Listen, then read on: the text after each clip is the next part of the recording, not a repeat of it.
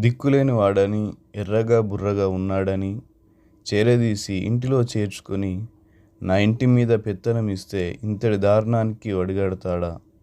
నేను ఇంటిలో లేని సమయం చూసి నా భార్యనే చెరిపోతాడా? పాపాత్ముడు ఇటువంటి వాడు మనుషుల మధ్య ఉండకూడదు. తగిన శిక్ష పడాల్సిందే. ఫలితం ఆ కుర్రాడికి కఠిన కారాగార శిక్ష.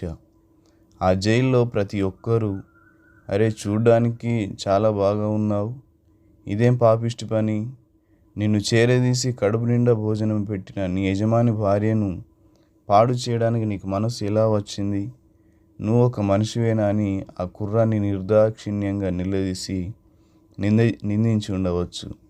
ఈ నిందలకు అపనిందలకు ఆ కుర్రవాడు మౌనమే సమాధానము. సంజాయిషి ఇచ్చుకోవడానికి, తను ఏ పాపం చేయలేదని నిరూపించుకోవడానికి ప్రయత్నం చేయలేదు. తనకు తెలిసిందల్లా ఒకటే, తాను ఏ పాపము చేయలేదు. రెండవదిగా అతనికి యెహోవా తోడుగా ఉన్నాడు. కొన్నాళ్ళు ఆ శిక్ష భరించక, అవమానాలు సహించక తప్పలేదు. కానీ నిర్దాక్షిణ్యంగా తన బిడ్డలు నిందించబడుతూ ఉంటే, శోధించబడుతూ ఉంటే, శ్రమల పాలై అల్లాడిపోతూ ఉంటే చూస్తూ ఊరుకుండేవాడు కాదు మన దేవుడు. నిర్ణయకాలం రానే వచ్చింది. ఫరో దగ్గర నుండి యోసేపుకు కబురు వచ్చింది. ఫరోకి వచ్చిన కలభావమును యోసేపు దేవుని సహాయముతో చక్కగా చెప్పడం, దాని ప్రతిఫలం యోసేపు అతి చిన్న వయసులోనే ఐగుప్తునకు ప్రధానమంత్రిగా నియమించబడడం అంతా ఒక్క రోజులోనే జరిగిపోయింది. ఆదికాండము 39వ అధ్యాయం 1 నుంచి 23 వచనాలు, 41వ అధ్యాయం 1 నుంచి 16 వచనాలు. ప్రియ దేవుని బిడ్డలారా, నిష్కారణముగా యోసేపు సొంత వారి చేత ద్వేషింపబడ్డాడు. పగటి కలలు కనేవాడని హేళన చేయబడ్డాడు. గోతిలో త్రోయబడ్డాడు. ఆఖరికి ఒక బానిసగా అమ్మివేయబడ్డాడు.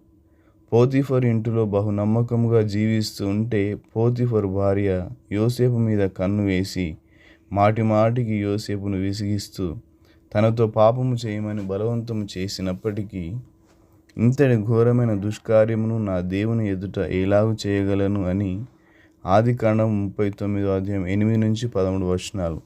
అక్కడ నుండి పారిపోగా తన కోరిక నెరవేరలేదనే పంతంతో పోతీఫరు భార్య యోసేపు మీద నిందలు వేసి చెరసాల పాలు చేసింది.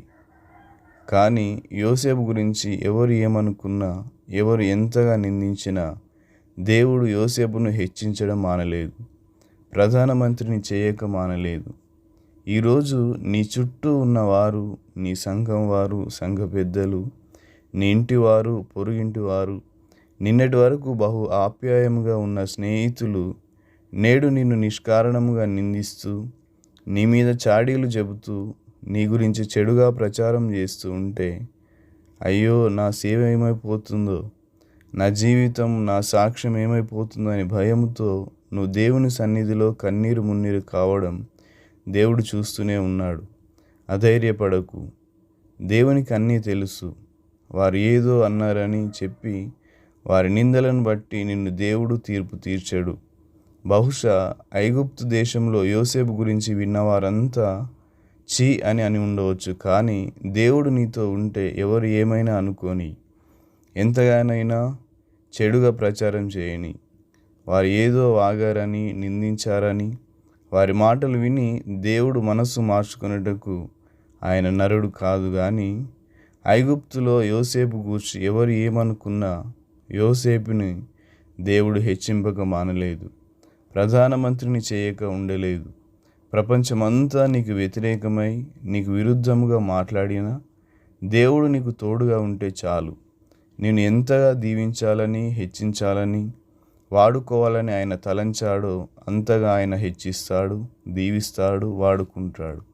దానిని ఎవ్వరూ ఆపలేరు. కనుక సైతాను మాటలకు, వాడి మనుషుల నిందలకు కృంగిపోక, దేవుడు నీకిచ్చిన పనిని, ఉద్యోగాన్ని, సేవను, నీ కుటుంబాన్ని నమ్మకంగా కొనసాగించు. దేవుని మహిమపరచు. కొంచెం కాలము శ్రమ పొందిన తర్వాత తానే మిమ్మును పూర్ణులుగా చేసి స్థిరపరచి బలపరచును. 1 పేతురు పత్రిక 5వ అధ్యాయం 10వ వచనం. Thank you. God bless you.